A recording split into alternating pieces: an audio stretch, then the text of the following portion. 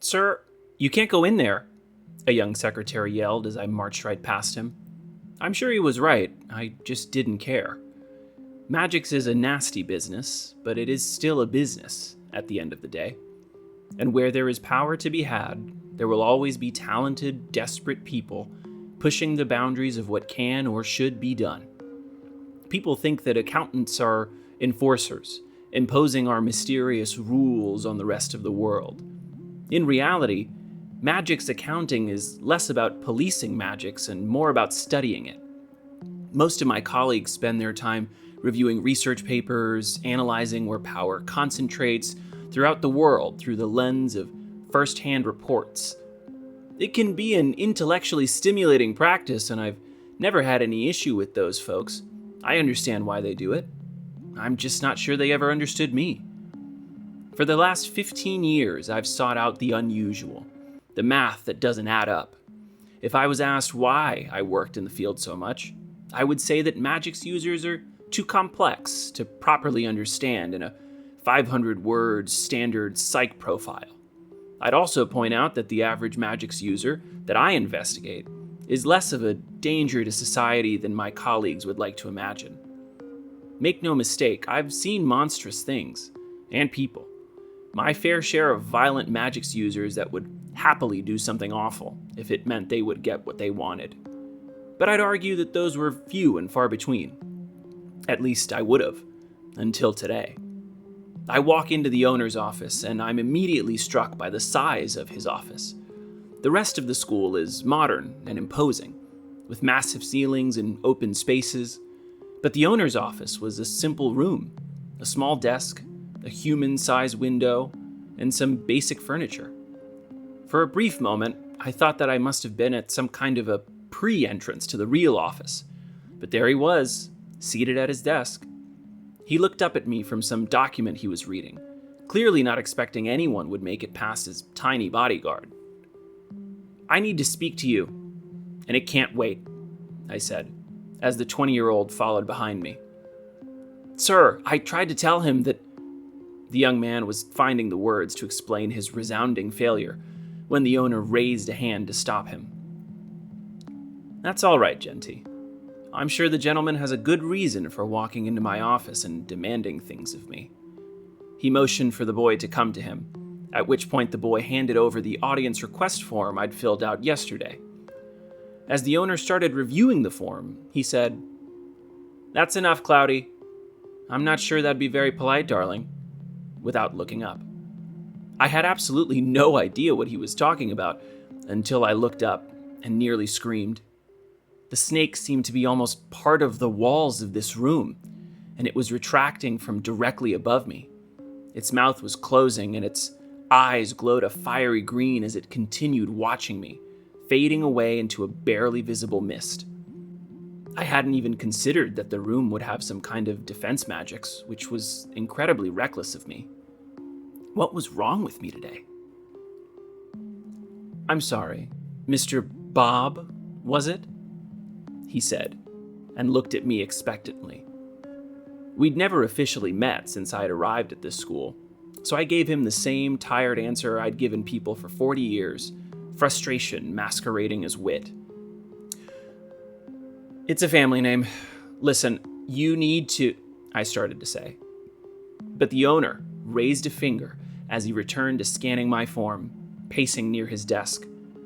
Schools, like most instruments of power, were handed down through the generations, with a few gruesome exceptions. The Vine had historically functioned as a safe haven for misguided youth, taking in criminal Magicks users without a second thought. It was intended to be one of the premier reform institutions in the modern Magicks world, but that was a long-forgotten dream now. The school, once a beacon of meaningful rebellion and tradition challenging, was a now playground for students with highly unethical, dangerous Magicks ideas, all due to one simple rule. No student at the Vine can ever be forced to leave by anyone until their 18th birthday. Everyone is worth saving. The school's motto, etched above the entrance to every building on the campus. What started as a way to protect students during their reform had effectively turned the school into an untouchable haven for some of the most dangerous young minds alive today. Over the last 10 years, the school had spent a significant amount of time and energy positioning itself as an institution that took that issue seriously. It very publicly welcomed accountants into its inner fold, even granting one residence at the school to ensure full transparency. I'd signed on for the post a year ago, and I've regretted it for the last 11 months. The owner put down the form, sat on his desk, sighed, and said, "So, what? You're saying someone's running a siphoning ring at the school? I'm not sure that's..." I interrupted him because I had to.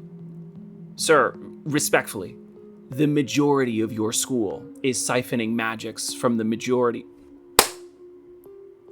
I interrupted him because I had to.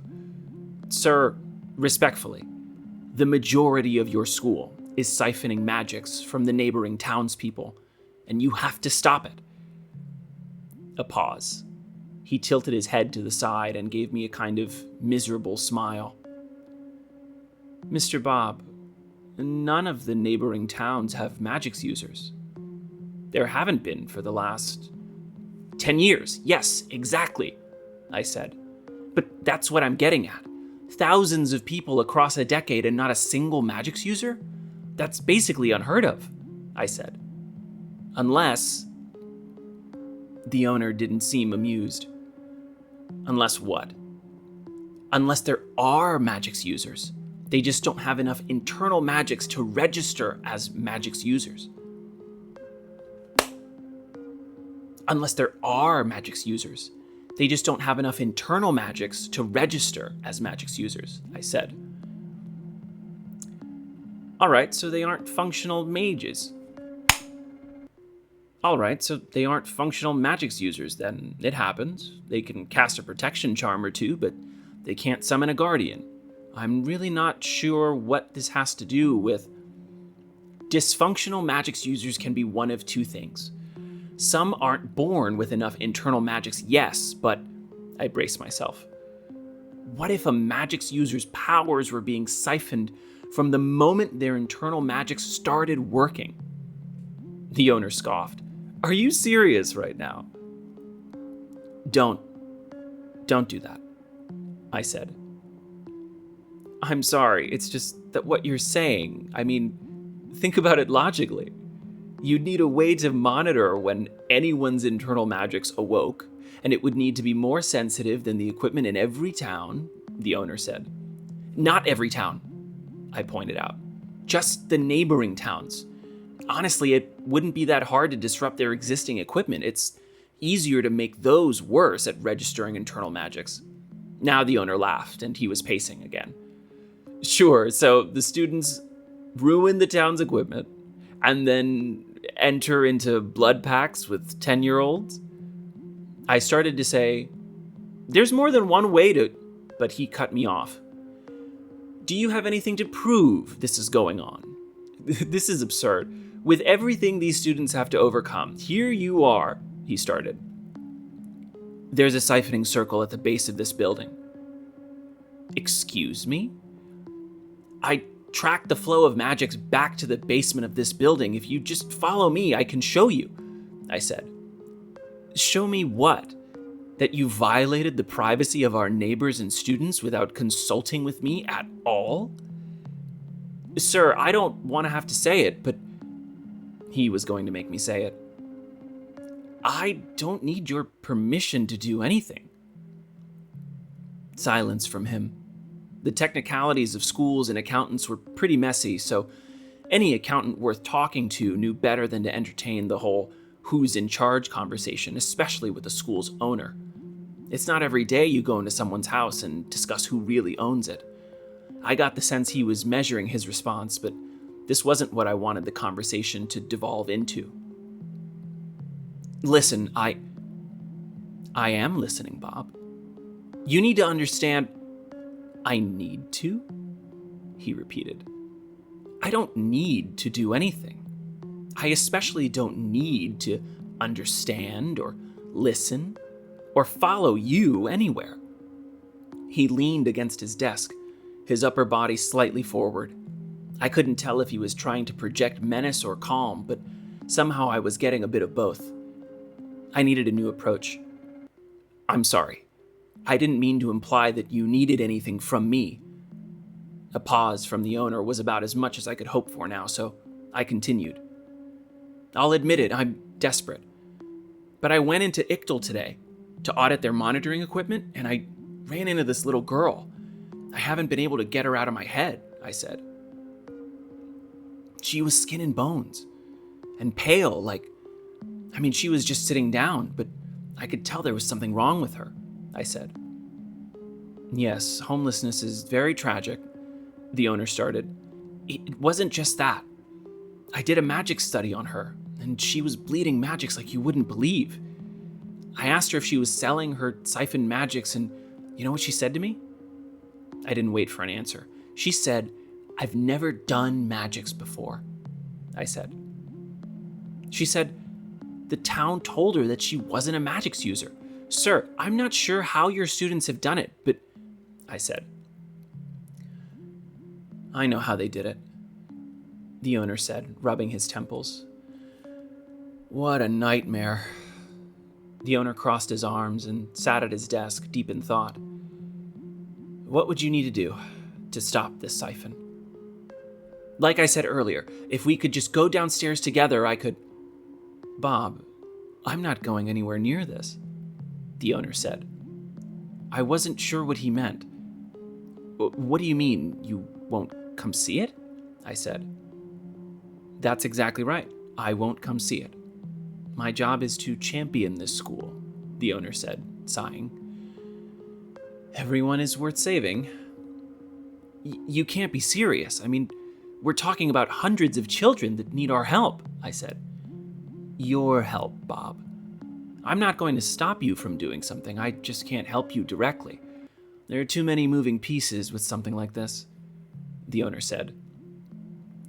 Too many moving pieces. I almost couldn't believe what I was hearing. Objectively, he was right. The idea that an owner would actively defy the point of his own school was almost laughable. No single individual, not even a school's owner, was bigger than the school's purpose. His reasons for not wanting to get involved made perfect sense. They were also driving me insane. I stood there, trying to think my way through the problem. I couldn't bring any of my colleagues to the campus.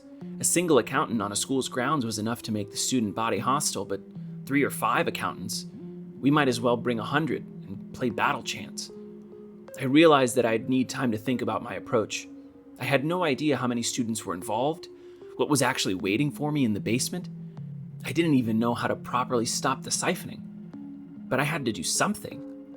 I thanked the owner for his time and walked out of his office. I was deep in thought as I walked out, so much so that I almost didn't look up in time to see the purple wave of magics headed straight for me. My instincts took over and I'd cast a protection ward over myself. It wasn't the densest, but it created a barrier between myself and any external magics. As the wave dissipated, I looked down the hallway to see 5 students standing about 10 yards away. The 20-year-old was huddled under his desk, and when I looked back towards the owner's door, I saw nothing but a blank wall.